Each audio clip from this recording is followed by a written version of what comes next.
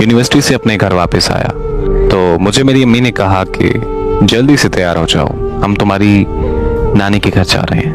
मैंने जब अपनी अम्मी से वजह पूछी तो मेरी अम्मी कहने लगी कि तुम्हारी खाला और उसकी बेटी अमेरिका से आए हैं तो उन्हें मिलने जाना है।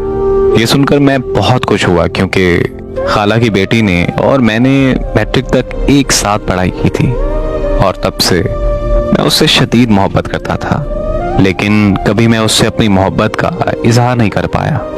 मैट्रिक करने के बाद वो अपनी अम्मी के साथ अमेरिका चली गई थी तो मेरी दोबारा कभी मुलाकात या उससे बात ही नहीं हो पाई थी। इसलिए मैं बहुत खुश था क्योंकि मैं उससे 5 साल बाद मिलने वाला था। फिर मैं तैयार होकर मैं और मेरी अम्मी मेरी नानी के घर चले गए। वहाँ पहुँचकर जब मैंने उसको देखा तो मैं देखता ही रह गया। वो पहले से भी ज़्यादा दिलकश और खूबसूरत हो चुकी थी। दुआ सलाम करने के बाद मैं फ़ोन सुनने के लिए छत पर गया तो वो भी मेरे पीछे छत पर आ गई और मेरा हाथ पकड़कर कहने लगी कि क्या तुम मुझसे शादी करोगे।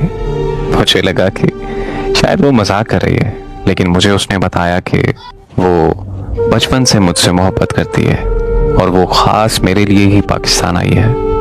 ये सुनकर मुझे बहुत खुशी हुई और मैंने खुशी खुशी हाँ कर दी।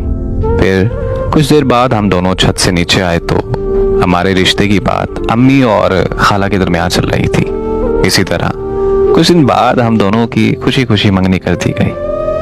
मंगनी के बाद वो लोग अमेरिका वापस चले गए। खाला ने कहा कि वो लोग 1 साल बाद यहाँ आकर शादी कर जाएंगे। हम दोनों फोन पर दिन रात बातें करने लगे।